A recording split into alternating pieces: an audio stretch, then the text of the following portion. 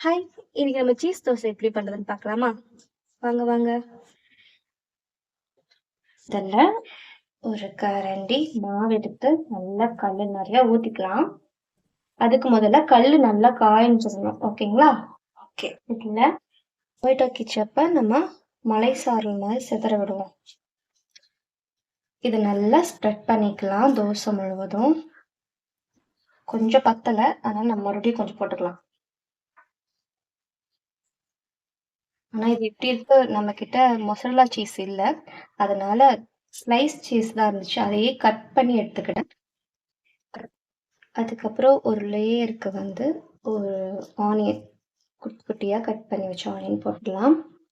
என்கிட்ட பட்டர் இல்ல. ஸோ அதனால நான் கீ மட்டும் எடுத்திருக்கேன். இதில் ஒரிகானோ அந்த ஃப்ளாக்ஸ் சீட்ஸையும் நான் ஆட் பண்ணியிருக்கேன். மேலே லைட்டாக போட்டு விட்டுருக்கேன். இது மஸ்ட் ட்ரைனே சொல்லலாம். அவ்வளோ டேஸ்ட்டாக இருந்துச்சு. இப்போ குழந்தைங்க வந்து ஸ்கூலுக்கு போயிட்டு வராங்க அப்படின்னா ஈவினிங் டைமில் நீங்கள் கண்டிப்பாக பண்ணித்தாங்க. ஒரு ஸ்நாக்ஸ் மாதிரி போகும். வெளியில் பீஸா அந்த மாதிரி 1000 கிட்ட வாங்கி சாப்பிட்றதுக்கு வீட்டில் இது ஹெல்த்தியாகவும் இருக்கும். பீஸா சாப்பிட்ட அளவுக்கு சாட்டிஸ்ஃபைடும் இதில் இருக்குது. ஸோ அந்த ஒரு ரீசனால் தான் சொல்கிறேன். ரெடி ஆயிடுச்சு. ஸோ நம்ம பிளேட்டுக்கு மாற்றிடலாம். ஆல்மோஸ்ட் இது பீஸா மாதிரியே ஆயிடுச்சு. ஸோ அதனால இதை வச்சு கட் பண்ணிப்போம். சாப்பிட்றதுக்கு ஈஸியா இருக்கும்.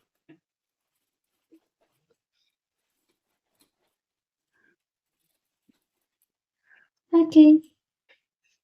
டேஸ்ட் பண்ணலாமா? சுடுது நல்லா.